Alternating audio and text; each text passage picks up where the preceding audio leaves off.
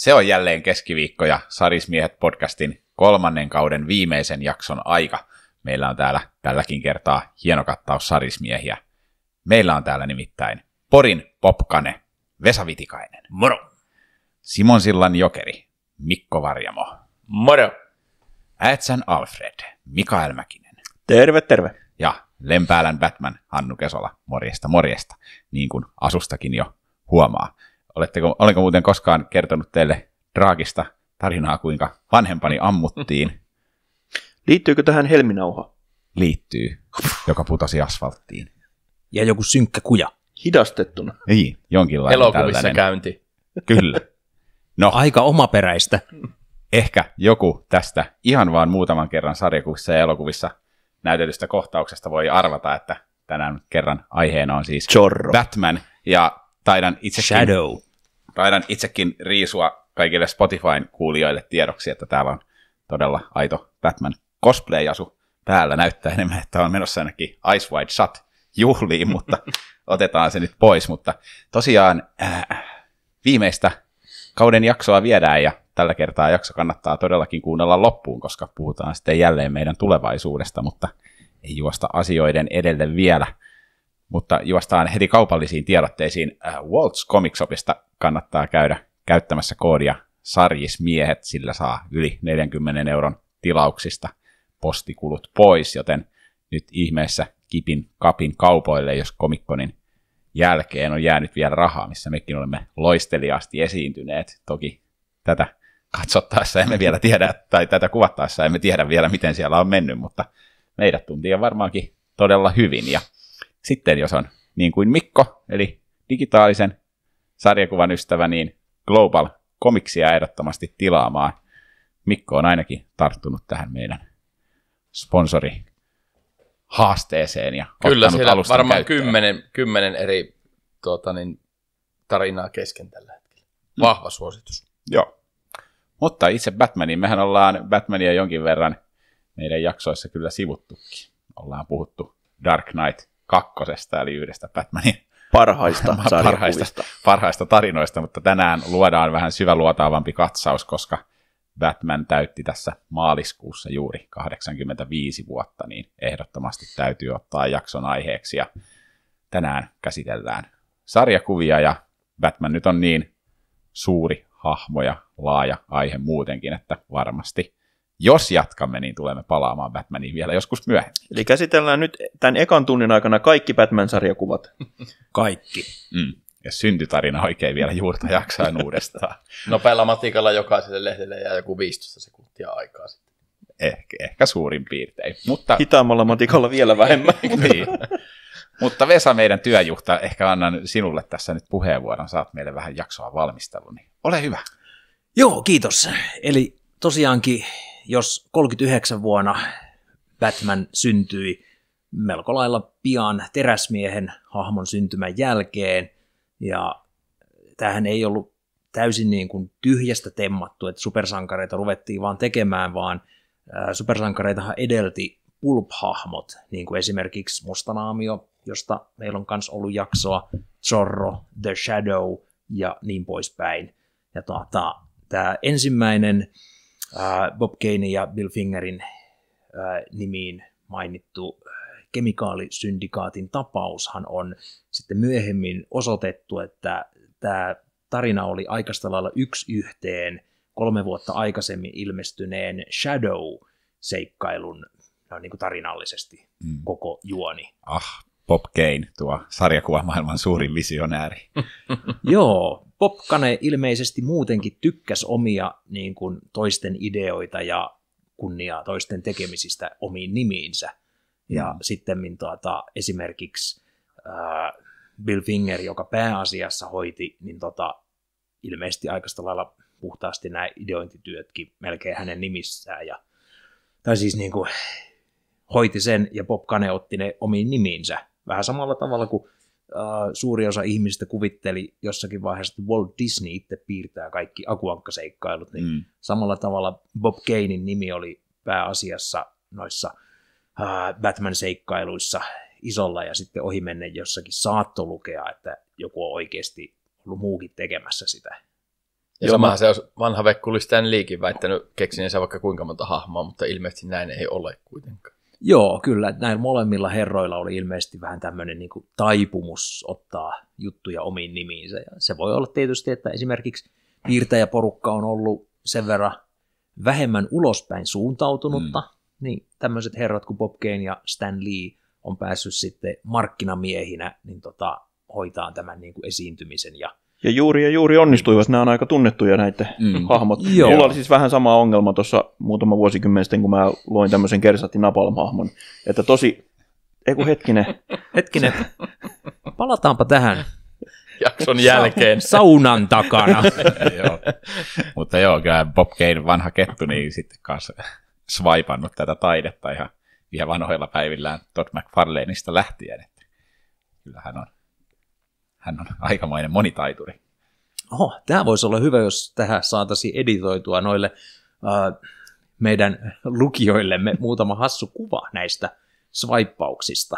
Niin, katsotaan jos editointivelho osaa. No niin, joo, kyllä. Nyt Spotifyssakin video päälle, sen näkee sieltäkin. Yes, aivan mahtavaa. Mutta joo, tosiaankin näin alkuaikoinahan Batman sai vähän niin kuin muotoaan, ja ilmeisesti suurimman osan näistä nyky-Batmanin piirteistä on kuitenkin sen Bill Fingerin käsiala. Et alun perin silloin, kun Bob Kane rupesi kehittelemään hahmoa, niin silloin oli tämmöiset Leonardo da Vincin lentokoneen tyyppiset siivekkeet, ja se oli punertava asuste ja ilman hanskoja ja kaikkea muuta tämmöistä, ja sitten Bill Fingeri keksi, että jos sillä olisi viitta, joka lepattaa sillain siivenomaisesti, ja siitä tulikin aika lailla ikonisen näköinen.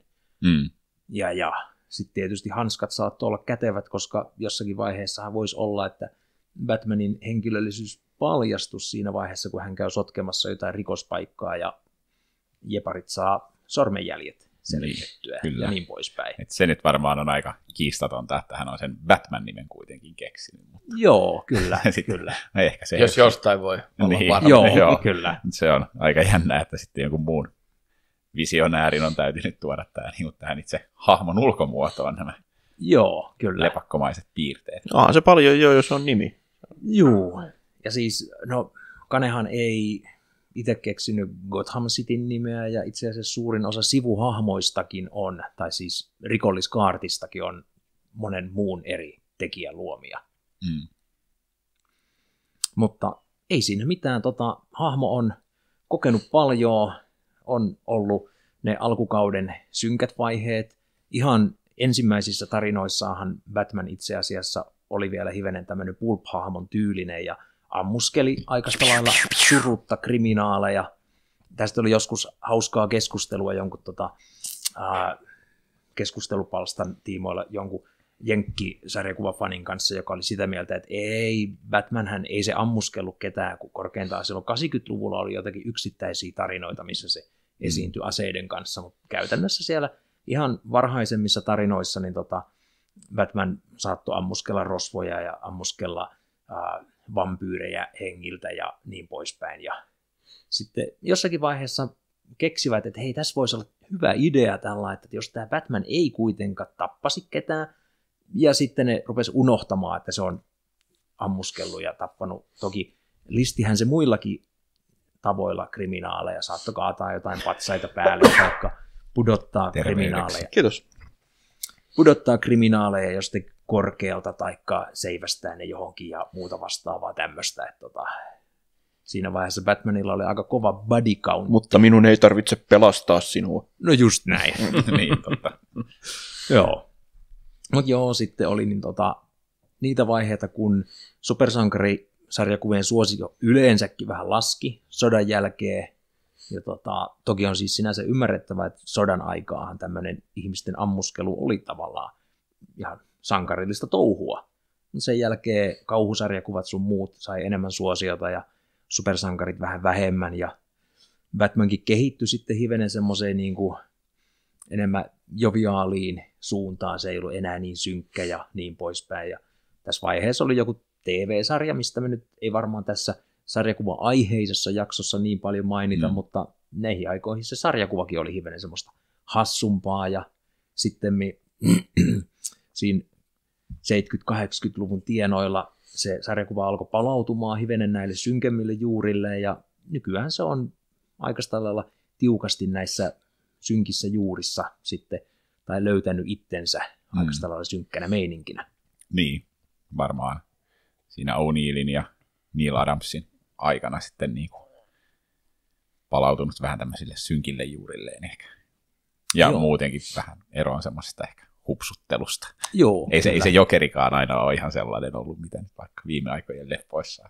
Joo, siis leffoissa ja sarjakuvissahan Jokeri on aika lailla synkkä, ja alun perin se saattoi olla hyvinkin samantyyppinen kuin mitä noissa esimerkiksi 60-luvun TV-sarjassa oli se käkättävä hahmo, joka hassutteli ja teki hassuja juttuja.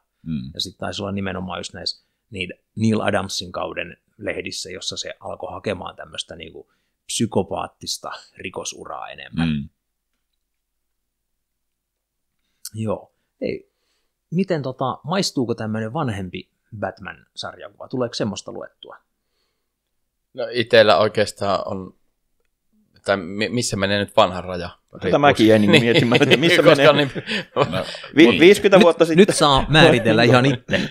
no itselle vanhinta on varmaan mitä on lukenut, niin on jostain niin kuin kasari-ysäriltä, eli tavallaan puhutaan aika tuoreesta ja sieltä niin kuin suhteellisen paljon omistan sitä suomennettua, mutta on vähän niin kuin numeroa sieltä toista täältä ja sitten, minkä muistan ensimmäisen kerran lukeneen, niin oli sitä, kun siihen aikaan tehtiin aina sitä elokuvista se sarjakuvakäännös, niin se mikä oli Burtonin ekasta. Mutta en hirveästi ole varmaan missään vaiheessa, niin kuin Marvelia on taas kelannut niin kuin paljon ihan 40-luvun lehtiä ja muuta, niin varmaan ollaan kasarilta Batmanin osalta. Joo, 80-luvulle on noin 40 vuotta. Niin. Näin se aika menee. Mä luulen, että mä oon nuori vieläkin, mutta en mä taida olla hirveän nuori enää. Ikinuori Mikael.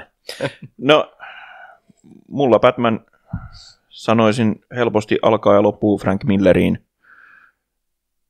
Tietysti on tullut luettua paljon muutakin, mutta ne on ne mihin on niin kuin tullut palattua kerta toisensa jälkeen. Että Frank Miller. Sä luet vain hyviä ja kovia juttuja, vai? Joo. On tullut luettua muutakin Batmania, mutta jotenkin, vaikka ei ole lukenut ihan järjettömästi Batmania, niin ne on silti tuntunut, että tää on tämmönen tusina Batman-juttu.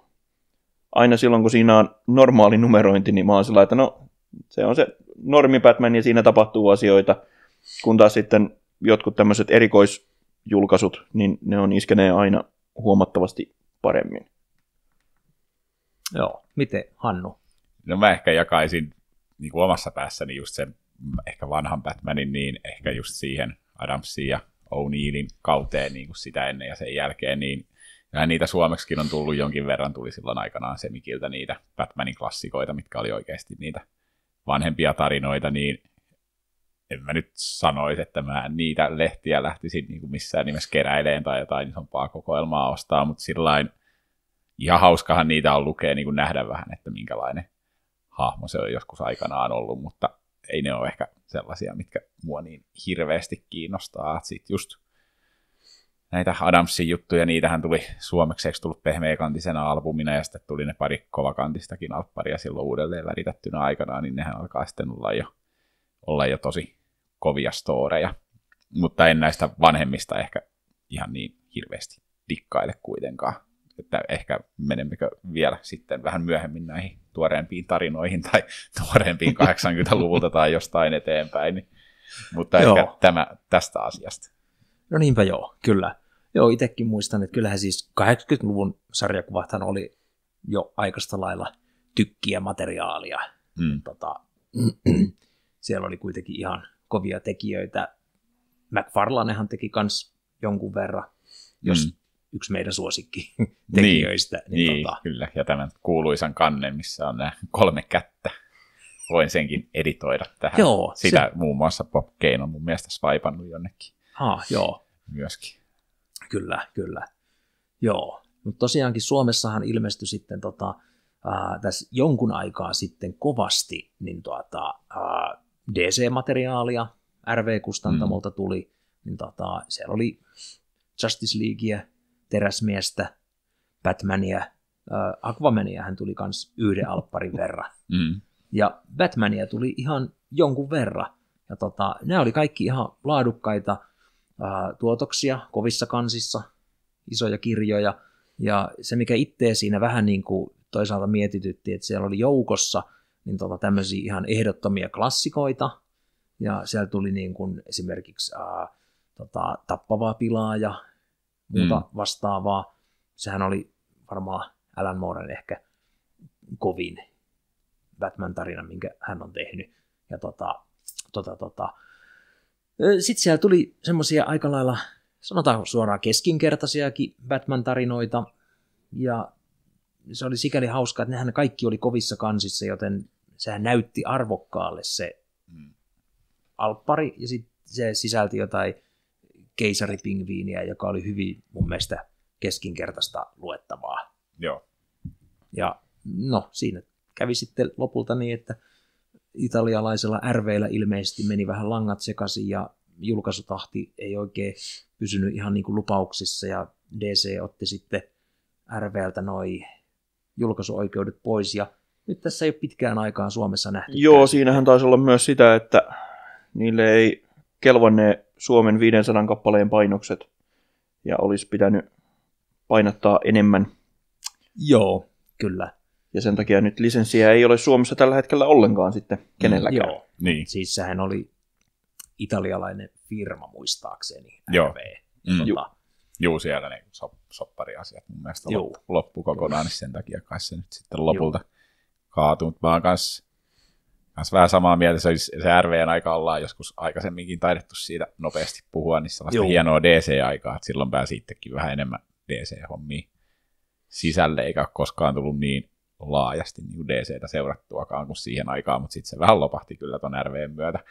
Mutta mä oon ehkä Mikaelin kanssa vähän samaa mieltä Batmanista sillain, että mä tykkään kanssa enemmän sellaisista jostain selkeistä tarinakokonaisuuksista tai jonkun alpparin pituisista jutuista, että on jonkin verran kyllä lukenut semmoisia pidempiäkin juoksuja, mutta mielestäni Batman toimii paremmin semmoisena hahmona semmoisissa omissa tiiviissä tarinoissaan, että oli NRVkin julkaisi ihan hyvää kamaa, kyllähän toi Snyderin ja Capullon Pöllöjen hovi on mun mielestä ihan semmoinen moderni, vaikka siitäkin nyt on aikaa, moderni klassikko, mutta oli sitten ehkä vähän heikompaa se, eikö Tony Daniel piirtänyt sitä toista lehteä ja muuta, ja sitten mä en kyllä Snyderin ja Capullon, mä oon sen lukenut sen niiden original runin kyllä ihan kokonaankin, niin ei sitten mun mielestä ihan sekään niin kuin kestänyt niin hyvin sitten ne loput storit, et en ollut ihan kauhean sen fani, mutta Pöllöjen hovi oli kyllä tosi hyvä. Joo. Täytyy sanoa myös tuossa, että vähän sama juttu siinä, että vaikka itselle niin kuin, ainakin itselleni väitän, että aika paljon Batmanista tietää ja määrällisesti paljon lukenut, mutta jotenkin ehkä toi Hannu hyvin tiivisti, että ne niin kuin, vaikka ehkä nyt tylsiäkin vastauksia, mutta Year One ja Killing Joke ja muuta, että ja sitten tietysti aina pitää puhua Ed Brubakerista, niin en tiedä, oletteko lukenut sen Man Who Laughs. Joo, se on niin kuin, se löytyy kyllä periaatteessa niin kuin, eikö se käytännössä on vähän niin kuin jatko tuolle Year Oneille tai jotenkin, niin se on todella kova. Ne on lyhyet niin kuin, mitä ne olisi, 3-12 lehden riippuen nyt tapauksesta. Niin jotenkin toimii sen tyyppisissä. Ja ne on ihan kaikki tosi synkkiä myös, mistä nyt tässä mainittua. Ja sitten toi Long Halloween, se nyt taitaa olla vähän pitempi, ja siihenkin tuli innostus tuon uusimman leffan myötä, että oli katsonut sitä piirrettyä, ja sitten katsoi tuon leffan, ja kun että se perustuu pääosin siihen, niin sehän on aivan loistava sitten. Musta oliko se nyt 20 lehteä tai mitä, mutta ihan parhaasta päästä. Mutta ehkä tuommoisena tiiviimpinä kokonaisuuksina itsellekin. Onko 1-3, että tykkäätkö itse noista pitkistä raneista enemmän vai noista lyhyistä vai sekä että? Ei kyllä semmoiset sopivan mittaiset lyhyet tarinat, taikka sitten pitkästä ranista semmoinen selkeä kokonaisuus, niin ne on niin kuin aika hyviä. Silloin kun se tarina on semmoinen lyhyt ja ytimekäs. Silloin kun Suomessa tuli sitä pitempää Batmanin rania, siitähän on aikaa, kun Norm Breyfocklen kuvittamaa tuli, niin kuin oli se DC-spesiaali vai Batman-spesiaali, vai oliko ihan Batman-lehden nimellä, niin silloinhan sitä tuli. Se oli sikäli hauskaa, että nyt jälkikäteen, kun on katsonut, niin nehän ei ollut mitenkään järjestyksessä, ja niissä ei ollut semmoista niin kuin kovin tarkkaa jatkumoa havaittavissa. Niin. Mutta Suomessa julkaistiin epäjärjestyksessä niitä juttuja, vaikka siinä olisi saattanut kuvitella, että miksi niitä nyt ei olisi voinut julkaista vaikka järjestyksessä, ja jos se olisi joku heikompi juttu, niin jättänyt sitten pois. Niin. Ne oli ihan hauskoja, mä tykkäsin siitä niin Breyfocklen kuvituksesta. Se oli semmoista vähän niin kuin halvan miehen Frank Milleriä. Mutta sen jälkeen, mitä on tullut, niin itse olen hankkinut lähinnä tommosia yksittäisiä alppareita, ja sitten hankin ihan vastikään ton Morrisonin ranin. Siitäkin on aikaa, vaikka se tuntuu, että vastahan sitä yritettiin suomeksi julkaista, mutta onhan siitä vuosikymmeniä jo. Sitä yksi pehmeäkantinen Morrisonin alppari, tai siis mikä se nyt on, lehti, pokkari, lehti, niin tuli suomeksi, ja mä itse tykkäsin Morrisonista, ja mä oon nyt joitakin niitä jenkkijulkaisuja lukenut. Se olisi aika kova. Olisi ollut hienoa, kun olisi nähty suomeksi. Siinä oli ihan niin kuin kuitenkin, vaikka se oli pitkä tarina, niin selkeät lyhyemmät kokonaisuudet.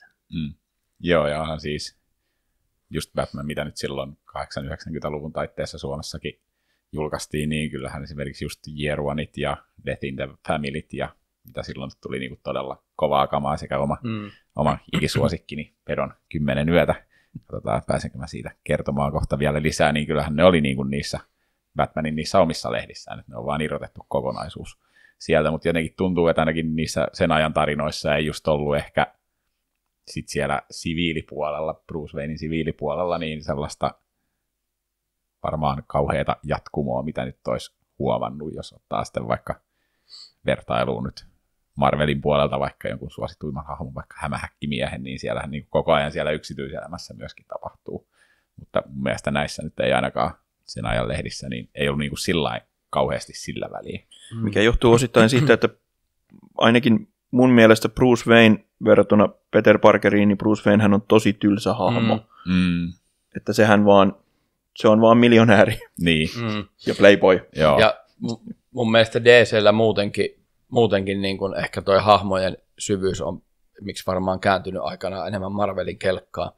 Että aika vähän on sitä siviilipuolta tuotu esille tai muuta. Ja muutenkaan ei mun mielestä, niin kuin, vaikka totta kai Batmanilla on kamalat nämä vanhempien menettämistraumat ja ynnä muuta niitä väheksymättä yhtään, mutta jotenkin mun mielestä paljon syvempiä hahmoja löytyy Marvelilta muutenkin. Niin. Ja mikä on ihan vaikka oman podinsa aihe, niin sitten myös se, että mun mielestä Batman, painotan, että tykkään tosi paljon, mutta jää aika paljon näiden vihollisten pahiksien. Niin joo, ehdottomasti se on tasan niin hyvä kuin sen viholliset, ja pahiksethan tässä on aina olleet kautta linjan todella hyviä. Niin. Joo, totta. Ja sitten varmaan 90-luvulle mentäessä silloinhan tuli sitten pari semmoista oikein pitkää tarinakaarta, tuli Nightfall ja sitten tämä Gotham joutui tämän maanjäristyksen alle No Man's Land, eikö ollut?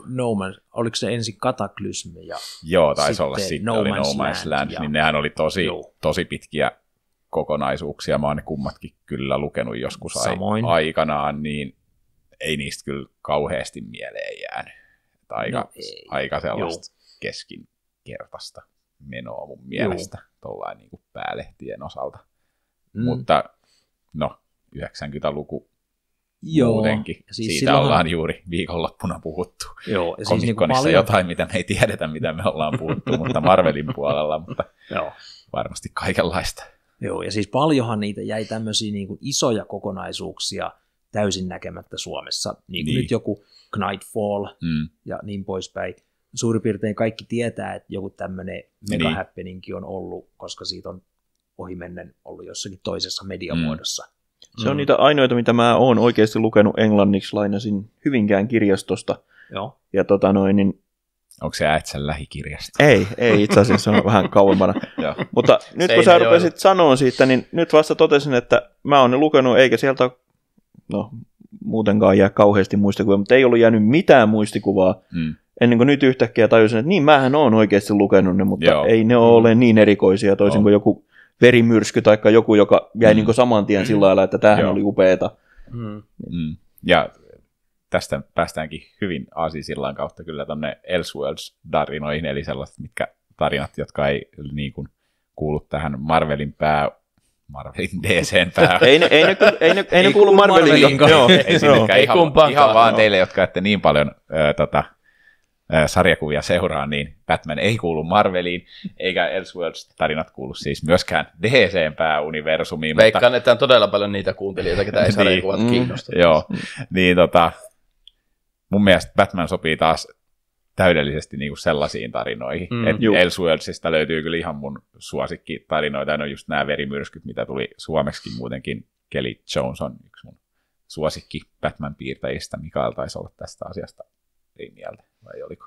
Ei, kyllä se oli ihan hyvä. Ei suosikkipiirtäjiin kuulu, mutta niin kuin ihan toimiva, varsinkin niissä albumeissa se oli tarpeeksi gootti-tyyliä siihen. Ja sitten myöskin toi Mike Mignolan kumittama Gotham by Gaslight, mikä myöskin kuuluu tähän Elseworlds-universumiin, niin mun mielestä ne toimii niin kuin ihan täydellisesti, ja sitten on paljon muitakin hauskoja esimerkkejä. No esimerkiksi Judge Dredd ja Batman, tai kuuluukohan se Elseworldsiin? Oliko se muuten vaan crossover? Siitä en ole muuten ihan varma, mitä puhuttiin pari viikkoa sitten. Ja tosiaankin niin kuin Kelly Jonesista puheen ollen, niin vastikään luin tämän Batman Kings of Fear. Joo. Tämähän oli aika lailla hieno tarina.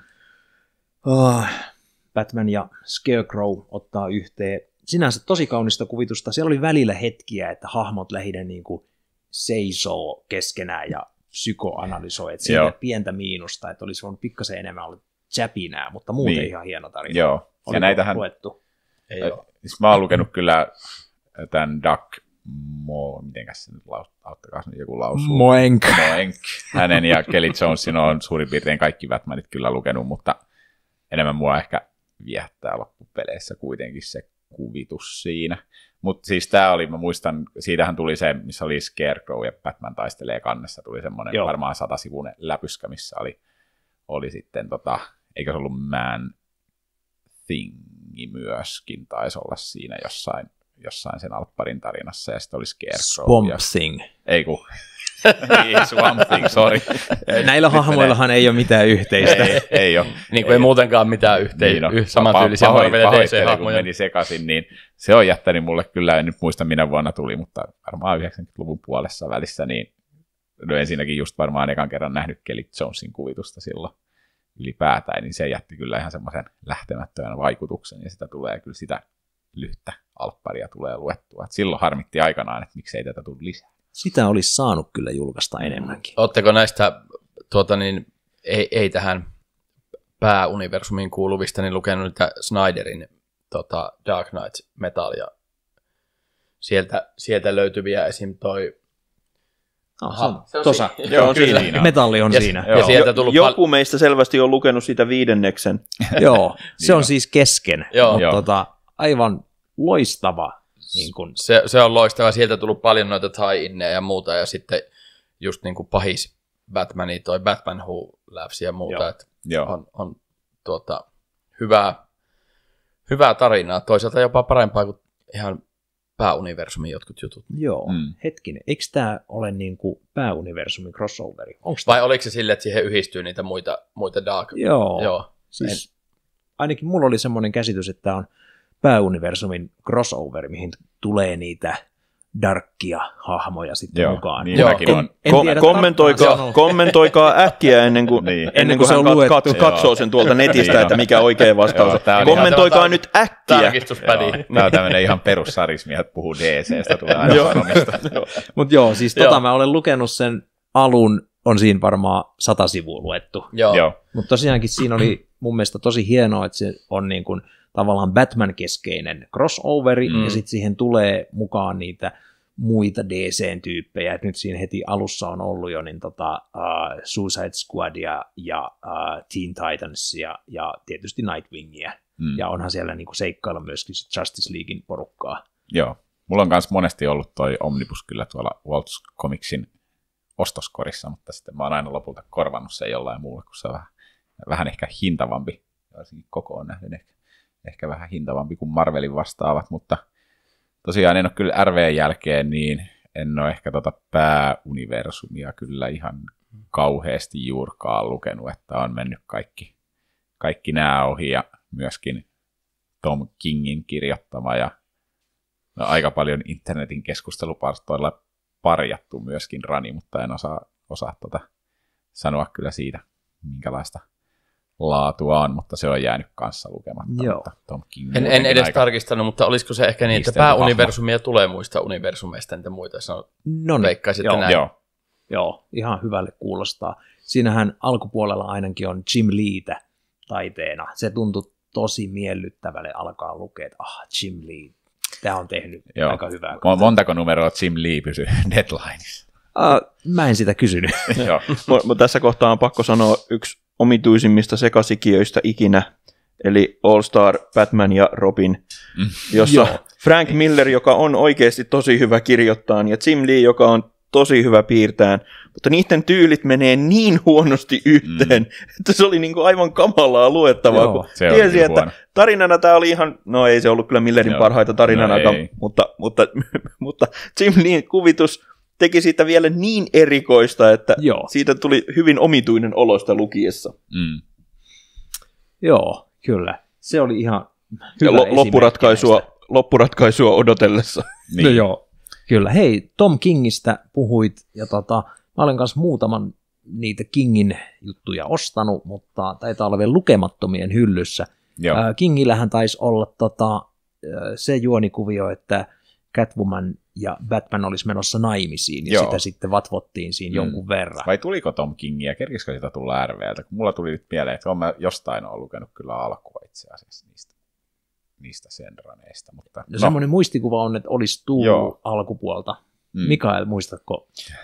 Mulla kävi RVn kanssa vähän sillä, että mulla on muun muassa Pöllöjen hovi edelleen lukematta, vaikka se löytyykin hyllystä. Se ei koskaan myöskään. No siis sitä on mulle tässä nyt viikon sisään eri ihmiset sanoneet, että se kannattaa lukea. Se kannattaa lukea. Useimmat ihmiset, koska mä pidin sitä... Kannattaa lukea. No sitten, jos sä sanot, niin sitten mä oon lukeessa.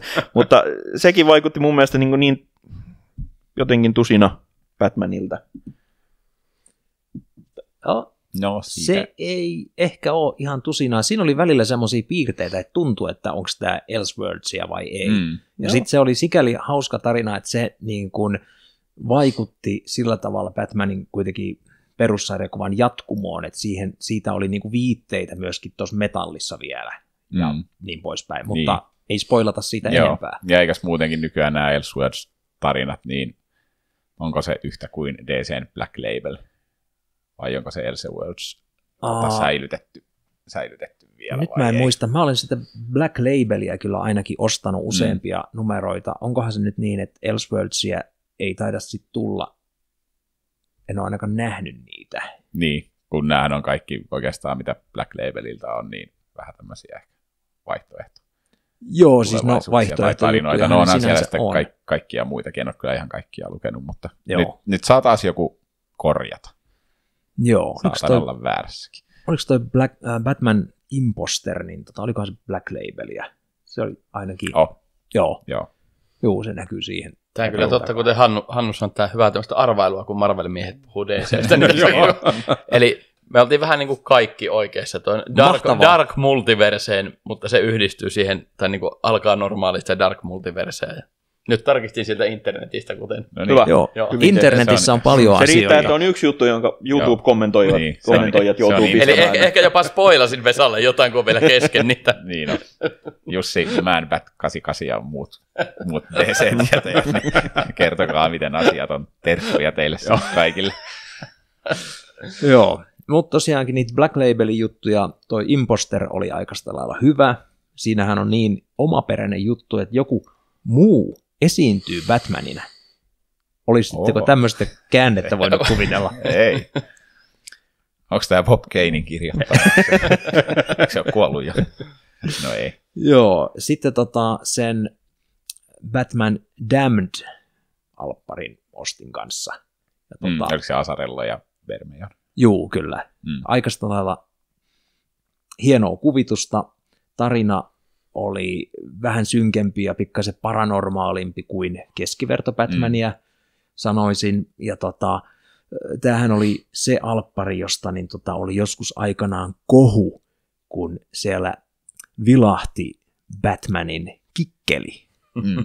Muistan. Sinä muistat sen. Joo, tämä ostamani versio oli jo vähän niin kuin sensuroidumpi, eli kikkeli ei vilahtanut. Tai sitä pienennettiin, että se on ihan varjoissa näkyy. Joo, se oli siellä varjoissa. Ilmeisesti tämä kikkelillinen versio on kovissa hinnoissa, jos joku semmoisen omistaa, niin siitä ei kannata ihan pienellä rahalla luopua.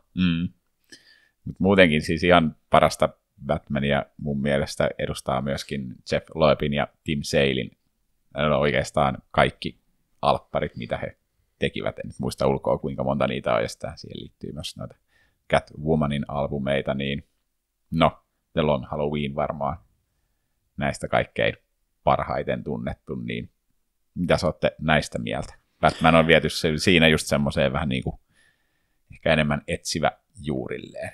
No Long Halloween oli, väittäisin, ensimmäinen Batman-albumi, jonka ostin englanniksi. Ja sitten se tuli myöhemmin suomeksi ja olin sillä, että no hyvä, että se tuli nyt sitten suomeksi, kun olin saanut sen ostettua. Mutta olin tyytyväinen ostokseeni, joten mikäs siinä? Kuten äsken jo tuossa mainitsinkin, niin on kyllä ihan yksi isoimpia suosikkeja ja se aika laaja kavalkaadi siinä näitä juuri mainittuja vihollisia lähtelee yhden syntytarina. Niin. Spoilataanko tässä nyt vai ei, mutta niin, ja itselle... Bruce Wayne on Batman. Niin, Bruce Wayne on Batman, kyllä, syntytarina. Brad Pitt on Batman. Mutta sitä ja sitten jotenkin toi Catwoman on siinä kuitenkin merkittävässä roolissa siinäkin, että hyvin kirjoitettua storya ja sitten toi Holiday pahis ja muuta, että mä en ole itse siihen Holidayhin muuten törmännyt, voi olla, että on paljonkin, mutta kuten sanoin, en ole niin laajasti lukenut, että osaatteko sanoa paremmin, miten laajalta oleva hahmo muuten muissa tarinoissa ollutkaan, vai oliko tätä varten tyhjiä katseita, niin. Että pysytään tässä, että se ei ole muussa. Ei sanota mitään, niin ei sanota väärin. Mutta itselle toimii kyllä tosi hyvin toi muutenkin tuommoinen etsivä Batmani. Ja todellakin herätti tämä Pattinsonin leffa sitten tuohon tutustumaan tarkemminkin, että hyvin paljon samaa siinä, mutta toimii etsivä Batman ja Long Halloween toimii todella hyvin ja vaikka on sarjakuvajakso, niin kannattaa myös katsoa se animaatioleffa siinä. Mielestäni ehkä paras noista kaikista.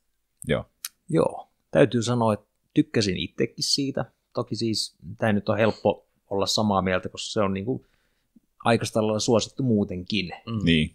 Monien tykkäämä ja paljon tosiaankin noita pahiksia mukana ja osa semmoisia, mitä vähemmän ehkä niin kuin Suomessa nähty. Et jos miettii, Batmanillähän on vuosikymmenien ajalta paljon hahmoja, joista osa on semmoiset, että ne kiertää jatkuvasti ja osa taas saattaa joskus painua vähän unholaa ja sitten tulla takaisin. Niin. Että niin kuin, onko jotain kuningastut taikka kalenterimies, no se on ollut vähän aikaa sitten. Mites? Ja oli myös tässä hänkin. Oli, kyllä. Siis tämmöisiä niin kuin vähemmän nähtyjä hulluhatuttaja. Onhan näitä paljon. Osa on kertakäyttöhahmoja ja todettu, että ei sitten myynyt. Sehän voi olla, että joku toinen tekijä saattaa sitten joskus löytää tämmöisiä jo unohdettuja hahmoja ja pistää niitä uusintakierrokselle ja löytää sieltä sitten semmoisia piirteitä, jolla se tuodaan ehkä nykyaikaan ja sitten se rupeaa myymään kuin hullupuuroa tai muuta vastaavaa. Niin. Ja myy kuin hullupuuroa, se on uusi, kyllä. uusi sanonta. Ja toi Mad Hatter hulluhatun tekijä, niin sekin ihan muualta se koko hahmo, että tuotu tässä, kun on ollut oikeudet vähän sama kuin vaikka Marvelin puolella on Herkulesta ja muuta. Ja siinä toista... Eikö se Liisa Ihmemaassa hahmo kuitenkin? Niin. Kyllä, nimenomaan, että on muualta alun perin. Niin, en tiedä, millä tavalla on sitten saaneet käyttää, että miten kuka omistaa Liisan oikeudet ja muuta. Mutta että... Niin, ja pingviinikin on Etelämantereelta hahmo. Niin, totta. Mutta tuossahan oli sitten, sen verran jos mennään niihin TV-sarjoihin, niin Mad Hatterilläkin iso rooli siinä Gotham-sarjassa, mikä oli. Ei ilmeisen jäätävän paljon käytettyä hahmo, kuten Vesa sanoi, niin muuten näissä sarjakuvissa. Mutta... Ei, se on Mr. Freeze, on se jäätävä hahmo. Se on eri. eri. Mitäs sitten, jos tällaisia moderneja klassikoita, puhutaan moderneista, niin vaikka 30 vuoden säteellä, mitäs toi Hush? Sehän nyt oli aikanaan sellainen, mikä sai tosi paljon niinku hypeä alle. Ja sitä hypetettiin mulle ihan liikaa, että mä olisin voinut pitää siitä. Mä en mulla on se lukematta, eli kannattaako? Kyllä se kannattaa lukea, mutta niin, se on hyvä sanomaan. Se oli hyvä, mutta mulle hypetettiin sitä niin paljon, että mä odotin siltä niin paljon enemmän, että se ei päässyt sille tasolle. Joo, muakin ihan harmittaa, että ei tullut tehdittyä lukea sitä. Mullakaan ei siis kauhean vahvoja muistikuvia siitä ole, mutta olisi tehnyt mieli just mä rupesin tässä nimenomaan joskus katsonut tuossa jossain miettimään, että onko Hushissa ja tuossa Long Halloweenissa siinä on aika paljon yhtäläisyyksiä siinä juonessa. Joo, on samanlaisia piirteitä kyllä. Koska kun mä rupesin miettimään, että mitäs tässä tapahtui, niin sitten mä olin sillä lailla, että hetkinen, kun mä mietin Hushia nyt. Totta. Joo, totta. Niin ja tämä oli paljon parempi versio. Joo. Hush, siinä oli paljon hyviä osuuksia ja se ei ehkä ihan lopussa lunastanut sitä ihan täysillä, mutta itse tykkäsin kyllä kuvituksesta ja niin poispäin. Onhan sille pari jatkoa tehty muistaakseni, mutta se nyt ei kuitenkaan ehkä niin kuin ihan niin hirveästi sitten vaikuttanut noihin pitkiin jatkumoihin. Niin, ja mikä nyt on sitten just ollut tämän hehkutuksen perimmäinen syy, on se, että Jim Lee tekee Batmania siihen aikaan vai joku muu, en osaa sanoa. No joo, mutta siis kuvitushan oli ihan loistavaa. Ihan ok. Niin. Onko teillä sitten muita sellaisia niin kuin suosikkitarinoita ihan miltä ajanjaksolta vaan, mitä haluaisitte nostaa esille? No tämä Batman Black and White, ne tarinat oli mun mielestä, ja ylipäätään kaikki nämä nyt kun piti nopeasti sanoa nimi, niin meni täysin ohi. Bruce Timmin sarjakuvat Batman, niin on kyllä tykännyt. Joo. Itsellä on ehkä se sinällään nyt tylsä vastauskin, mutta se Year One, että siitä on jotenkin että se on niin kuin tarinana niin vahva, että menee kyllä varmaan kaikkien noiden saristarinoiden ihan kärki 20 joukkoon, että se on jotenkin niin loistavasti kirjoitettu, ja siinäkin on sitten taas sitä, että kun tulee tässä, että onko niitä vihollisia tai sivuhahmoja tai muita, että sitten taas niin kuin Gordon on siinä isossa roolissa, ja hänelle on taas siihen tuotu sitä, niin kuin, jos Batmanilta olisi toivottaisiin välillä enemmän sitä supersankarihommien ulkopuolista tarinaa, mutta sitten taas Gordonille on tuotu sen poliisitarinan lisäksi siinä niin paljon sitä perhe-elämää esille. Niin, no tästähän vähän puhuttiin tuossa Daredevil-jaksossa myöskin, kun käytiin Millerin DD:tä läpi, ja myöskin just näitä sivuhahmojen käyttöä, niin tässä on kyllä ihan sama niin kuin huomattavassa myöskin tässä tarinassa, että hän on taitava niitä käyttämään. Kyllä. Kuolema kulkee suvussa, pitää varmaan kai mainita ainakin. Kyllä, eikös tässä, joo. Niin se oli kansi toiseen suuntaan, niin en nähnyt. Joo, Mignolan piirtämänä. Joo, ja siinäkin oli lähinnä se, että Mignolan upeat kannet ja sitten sisältö ei ollut Mignolaa. Se Jim Aparo piirtää sinänsä ihan hyvin, mutta se on tosi epistä sen jälkeen, kun sä oot kattonut Mignolan kantta ja lähdet lukeen sitä, ja vielä siihen aikaan se suomalainen painojälki ei välttämättä ei ollut myöskään hyvää. Edes tehnyt oikeutta sille, niin se tuntui vähän, että ihan kuin olet pikkasen huijattu, että Mignolan kannet. Jep. Niin, saanko mä nyt, koska sehän Death in the Family tuli aika pian Pedon 10 yötä jälkeen, joka oli myöskin saman tekijätiimin ton Jim Starlinin ja Jim Aparon kahden Jimin taidon näyte, ja tässä oli kansissa kyllä Mike Check, mutta kyllä mä tykkään tosi paljon Aparon jäljestä. Kyllä siinäkin on paljon sellaista, vaikka Mike Check teki kannet, niin paljon sellaista niin kuin samaa tyyliä, varsinkin jos se on hyvin tussattu, niin hyvin kyllä mun mielestä tarina kulkee, ja tämä tosiaan jätti silloin joskus nuorena kyllä lähtemättömän vaikutuksen tässä siis KG Beast tulee Gothamiin ja listimään sitten Tähtien sota-ohjelman. Ei siis elokuvien eikä TV-sarjan eikä muunkaan, vaan tämän toisen Tähtien sota-ohjelman niin kuin tämmöisiä kantahenkilöitä, jotka ovat saapumassa Gothamiin ihan Yhdysvaltain presidentistä alkaen. Ja se oli mun mielestä, se on vaan niin lähtemättömästi jäänyt mieleen, kun tämän KG Beastin käsi jää Batmanin tämän, mikä tämä nyt onkaan, mitä se nyt heittelee tämän narun. Pakkopumerangi. Niin, jää sinne väliin, ja jotta hän pääsee pois, niin hän lyö kirveellä käteensä irti, niin se on jotenkin jättänyt semmoiseen nuoreen poikaan lähtemättömän vaikutuksen, että tämä on kyllä todella kova äijä, ja on sitten tämä aika tämmöinen PDSM-näköinen hahmo, tämä Beasti, nyt kun sitä tälleen vähän aikuisena katsoo, kovat on nahkareleet päällä kyllä. Joo, täytyy design oli myös hieno mun mielestä. Joo, tämä oli kyllä vaikuttava sinänsä. Voi olla, että jälkikäteen, kun olin tehnyt Kersantti Napalm Barracuda-tarinan, niin tuli mieleen, että onko tästä Pedon 10 yötä antanut jotain vaikutteita. Niin. Vesa Vitikainen, tuo Suomen Bob Kane. Juurikin näin. Mutta joo, todella hyvä tarina mun mielestä. Ja myös siinä on, mun mielestä loppukin on semmoinen vähän epätyypillinen.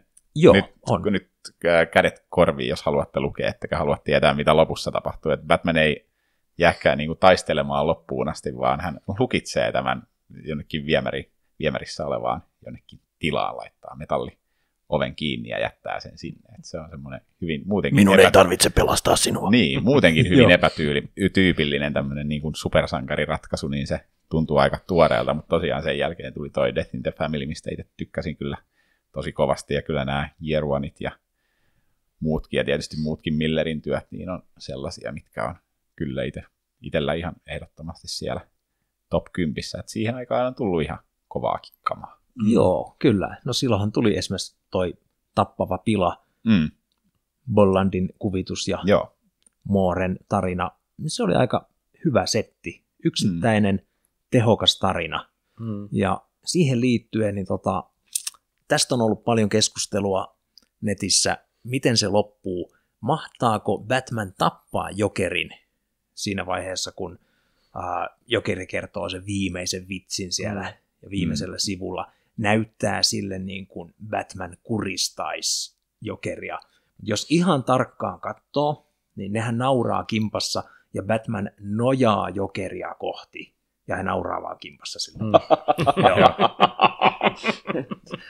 Siis sen eron tietää siitä, että Jokeri nauraa pää kallellaan taakse, jolloin häntä ei selkeästi kuristeta. Koska jos Batmanin vahvuinen kaveri kuristaisi, niin todennäköisesti se saisi painettua peukaloilla henkitorven kasaan ja Jokerin pää kellahtaisi eteenpäin ja nauru loppuisi. Ihan yksinkertainen juttu. Kyllähän Bolland sen verran hyvä piirtäjä on, että hän on osannut tämän eron tuoda esiin, mutta kun se on jätetty vähän hämäräksi, niin osa lukijoista on tästä sitten hämääntynyt ja kuvittelee, että ja Batmanille... Eikö toinen niistä nauruista loppunut aiemmin kuin se toinen? Se vitsi vaan ei naurata niin pitkään. Ei naurata niin pitkään. Totta. Mutta siitäkin täytyy sanoa se, että kun siinä on tämä kuuluisa lause, että haluaa vaan näyttää sen, että on yhden huonon päivän päässä niin kuin hänestä itsestään, että kaikki voi seota yhtä hulluksi kuin Jokeri.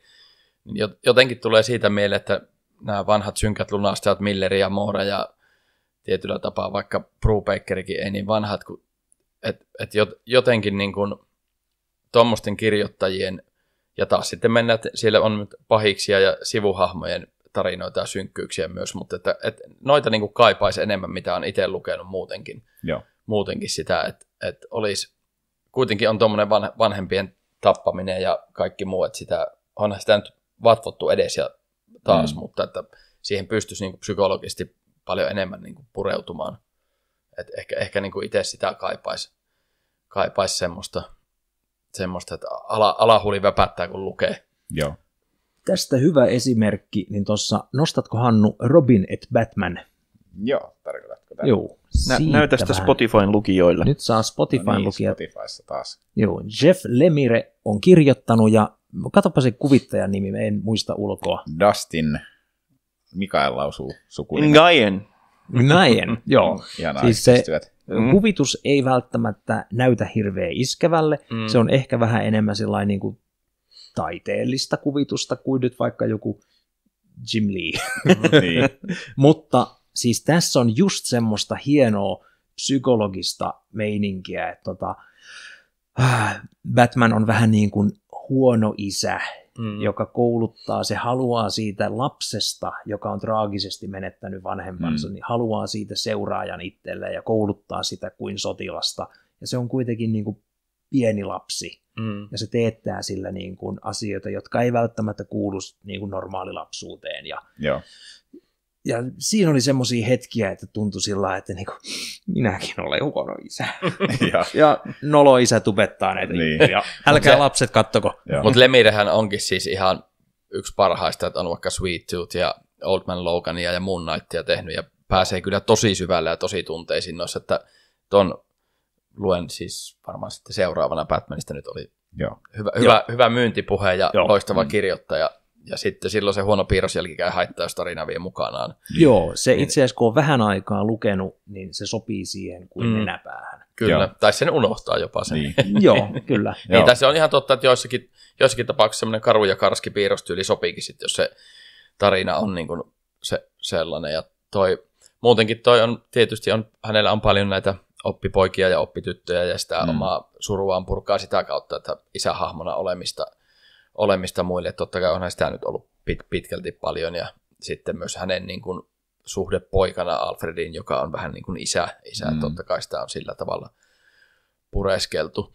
Mutta tuosta täytyy niin kuin Batmanista sanoa se, että vaikka nyt vertailisi miten Marvelin Spider-Maniin tai niin DCn Supermiehen, niin mun mielestä ehkä varmaan eniten on niin kuin yleisesti populaarikulttuuriin jo ihan omien spin-offien ja elokuvaversioita ja piirrosversioita ja muiden kautta ja vaateteollisuudet ja kaikki muut merchandiseit ja muuta, niin musta tuntuu, että Batman on ehkä niin kuin isoin hahmo sillä tavalla kuitenkin maailmassa, että onhan sillä niin kuin, silleen, että vaikka me ei tarvitse nyt niin kuin käsitellä, että mitä niissä on niissä muissa versioissa tehty, mutta että niin kuin pakko mainita se asia, että on varmaan se isoin kuitenkin kaikista. Niin.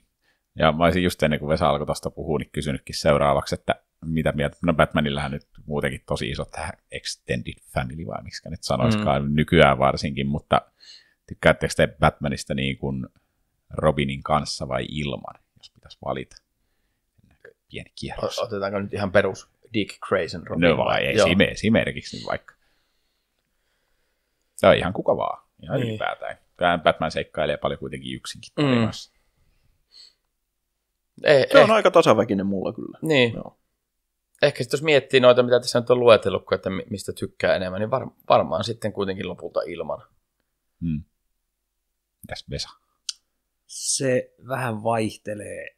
Suurin osa Robineista, niin mä en siedä niitä yhtään. Ihanaa, yes. Mutta sitten Damian Wayne, se on niin paha kauhukakara. Siis se on aivan loistava Robin. Kyllä munkin mielestä on paras noista Robineista Damien. Joo, mulla on myös sillä lailla, että mä tykkään kyllä paljon enemmän ehkä sillä lailla Batmanista soolona. Ja jotenkin ehkä just jossain Batmanissa ja Robinissa ja muissakin nyt ehkä häiritsee, vaikka ei nyt tietysti supersankarisarjakuvia pidä niin kuin ajatella millään tavalla minkään realismin kautta, mutta mun mielestä se on vaan välillä vähän hölmöä, että semmoinen 12-vuotias poika. Minä pukeudun mustaan ja menen tänne varjoihin piiloon. Robin, pistä päällesi kirkkaat vaatteet ja lähde tuonne. Niin. Ja muutenkin ollaan tuossa Mikon kanssa tehtävässä Elämäni sarjakuvat Sweet Tooth-jaksossa itse asiassa puhuttukin näistä lapsihahmoista ylipäätään, niin mulle ne ei oikein ole tosiaan. Siellä mainitsin enemmänkin, että ei ole oikein kauheasti leffoissa maistunut, varsinkaan niin kuin toimintaleffoissa, jos siellä on joku lapsi mukana, niin ehkä osittain vähän sarjakuvissa. Sweet Toothissa se ei tosi haitannut, mutta ehkä mulla on tässä Batmanin kanssa aina välillä vähän sellaista ongelma. No siinä, no joo. Täytyy sanoa, että ei mainittu muuten, lueteltiin varmaan 20 populaarikulttuurin tämmöistä niin kuin isäpuoli kautta lapsihahmoa, niin ei muuten mainittu ollenkaan Batmania ja Robinia. Ei, käykää ihmeessä kuuntelemassa sekin jakso, ja muutenkin ottakaa meidän podin haltuun nyt, kun tässä me jäämme taas pois. Kyllä, ja niin sit tämän ehkä on sanonut, en elämäni sarjakuvissa, mutta supernörteissäkin, että jotakin osoittaa siitä, että paljon ratsastaa noilla pahiksilla ja sivuhahmoilla, niin mulla on 5-10 Marvel-tatuointia, mitkä kaikki on niin kuin, pitää miettiä, että en valehtia. Joo, kaikki on näistä niin sanotusta hyviksistä, mutta ainut DC-tatuointi, niin se on Jokeri. Että ehkä niin kuin, onko se tässä kädessä on? että kertoo jotain siitäkin, että kyllä mulle Jokeri on niin kuin kaikessa hulluudessaan paljon läheisempi hahmo, vaikka niin kuin tykkään tosi paljon Batmanista. Ja sitten, jos tähän menee tämmöisen Marvel-vertailuun, mutta kun aina verrataan Moon Knightia ja Batmania, ja puhuttu tästä, että onko siitä hahmon traagisuudesta revitty kaikki irti, niin molemmat on miljonäärejä ja bla bla bla, aina nyt on miljoona kertaa käyty läpi, mutta sitten paljonhan enemmän siihen niin kuin Moon Knightin mielenterveysongelmia, päihdeongelmia ja muihin, että ehkä nyt tämmöisen ajatuksen lentona, että ehkä Moon Knight onkin vähän jopa yhdistelmä Jokeria ja Batmania. Tuli nyt tällainen trademark mulle, jos ei ole missään ikinä ennen aikaisemmin sanottu. Joo. Joo.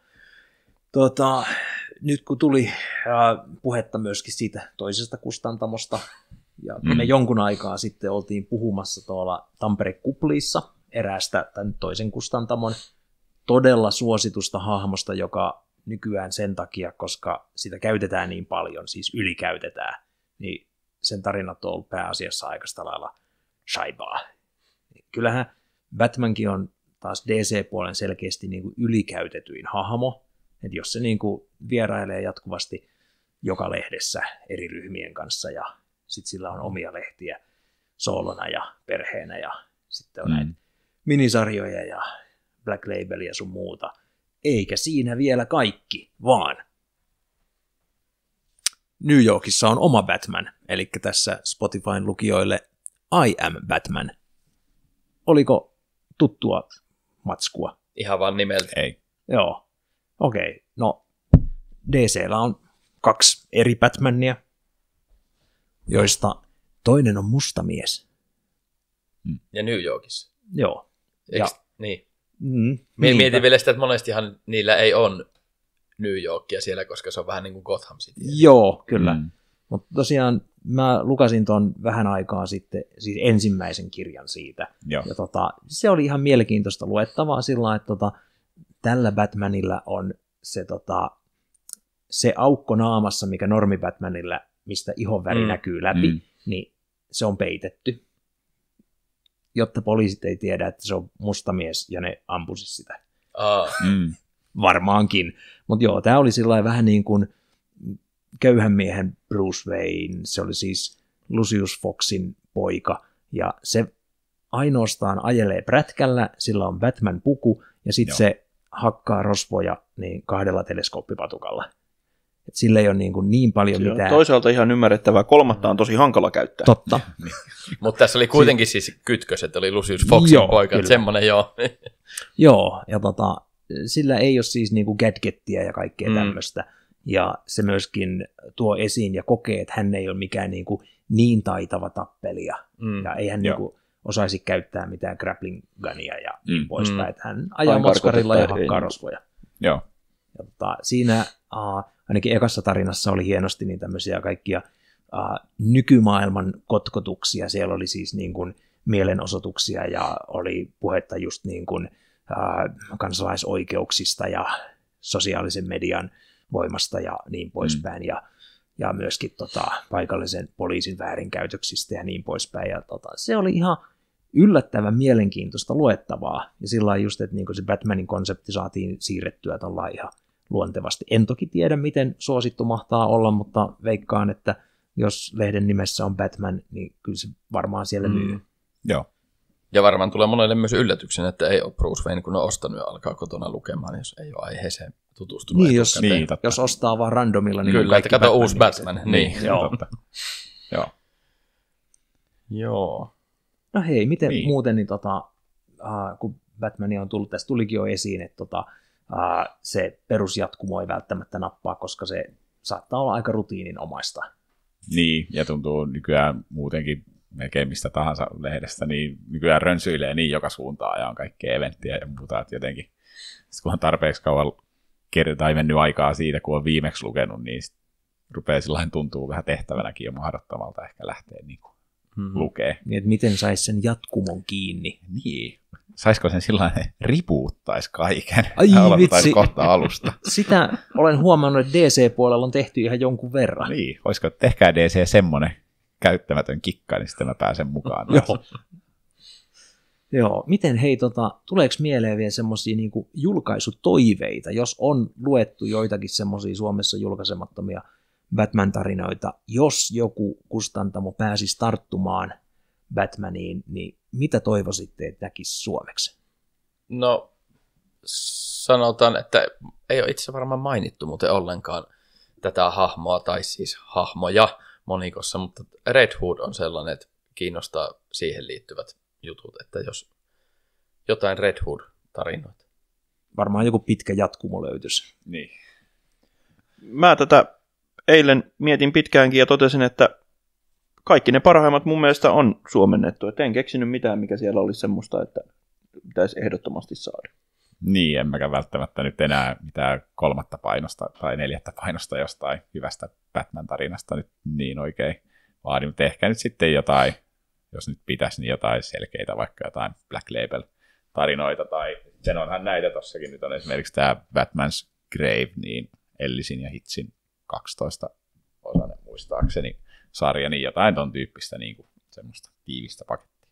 Joo, ehkä. En ole lukenutkaan, se näytti ihan mielenkiintoiselle. Joo, kyllähän Hits osaa piirtää. Joo. Ei se nyt mikään ihan täydenkympin tarina mun mielestä ollut, mutta eihän semmoinen luettu. Joo. Mutta tietysti jos oikeasti pitäisi sanoa, niin mähän sanoisin Dark Knight 2. Frank Millerin Dark Knight 1 tai 2, mutta semmoisena originaalikokoisena versiona, mitä on Jenkeissä kyllä tullut, mutta ainakin siitä ensimmäisestä, mutta ne on aika kalliita. Joo, tarkoittaa Voin näitä kuvitella. Artist Editions. Artist Edition, joo. Eikö ne IDV, eikö niitä? Joo. Joo. Olisi varmaan nätti. Voisi saada semmoisen, no se voi olla kyllä englanniksi, mutta rupesin miettimään, että ehkä voisi itselle tämmöisen selvennyksen, just kun täällä on koko ajan puutattu universumia ja Elseworldsia ja Dark Multiverse ja muuta, niin ehkä voisi itse tässä itselleen lukea vähän, että miten nämä edes menemään nämä versumit tässä DC-puolella tuntuu olevan aika pihalla.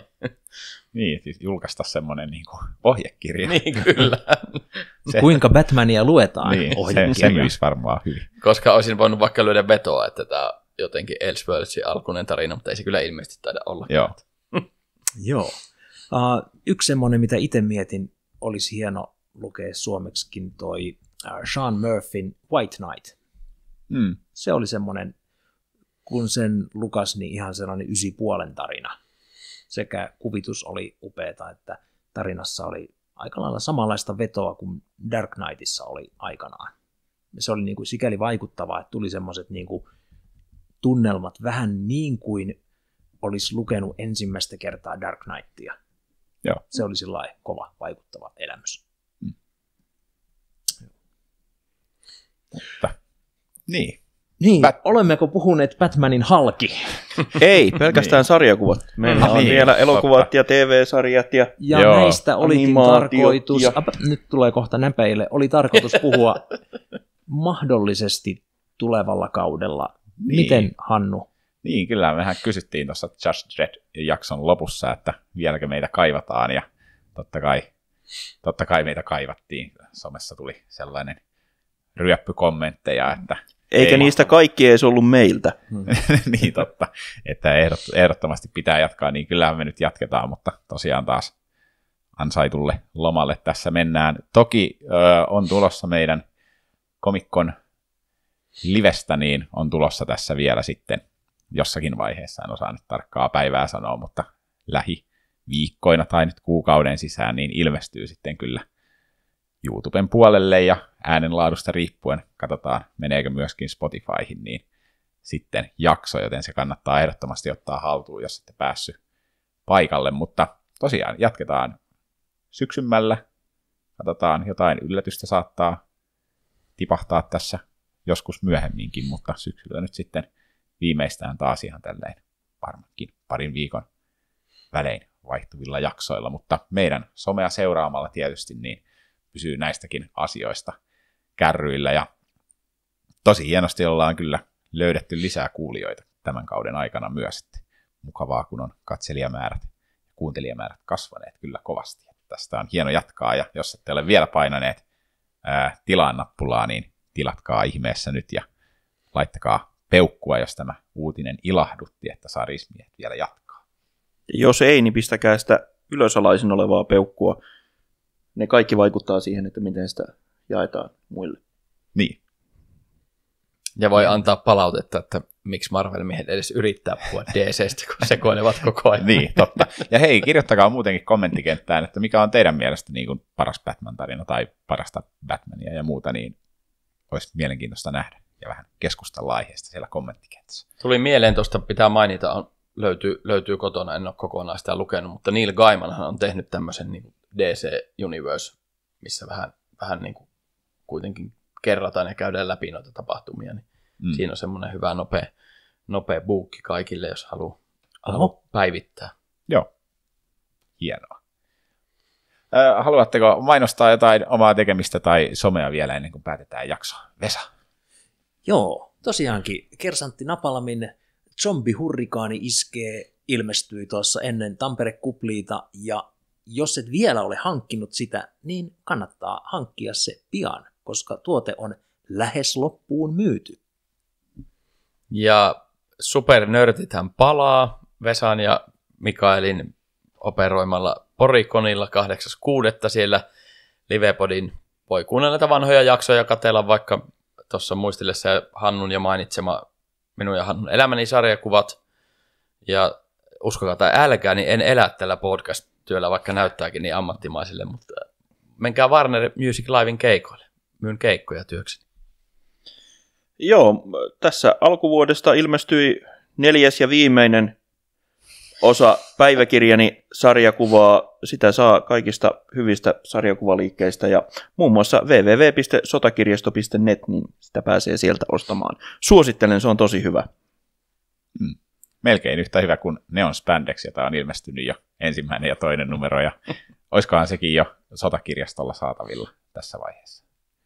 Voi olla. No niin, käykää sitäkin ostamassa Sotakirjastolta, niin Mikaelin kirstuun kilahtaa rahaa ja minun. Kyllä mä sitten sullekin jotain annan. Niin, jos Mikael antaa, niin sitten vähän. Paha kustantaja setä. Niin, vähän kilahtaa lisää, ja niin kuin Sarismiehet tulee syksyllä takaisin, niin tulee myöskin Neon Spandexit. Mä aion myydä sitä kuin hullupuuroa. Kyllä. Mahtavaa. Niin. Mutta me jäädään nyt vähän, niin, sano vaan Mikko. Ei, olin vaan sanomassa, että meidän yhteisen ystävämme Jusa Kyntäjän Tinkomiksi seurantaan tuolta YouTuben puolelta. Ehdottomasti myös. Jusa ei lepää kesälläkään, se on niin rautaisessa kunnossa oleva mies, että se ei mitään lepoa tarvitse. Jusa on vampyyri, se ei nuku koskaan. ei nuku varsinkaan, kun on sarjakuvista kyse, mutta Vesa, me jäädään nyt vähän aikaisemmin kesälomille kuin mitä jäätiin viime vuonna, niin koulutkin on käynnissä, niin tähän sopii perinteinen lopetus, mutta sitä ennen salatut sodat. Hyvin sanottu. Ja hei, lapset, muistakaa lukea läksyt ennen kuin luette sarjakuvia. Juuri niin, nähdään syksyllä. Moro. Moro. Moro.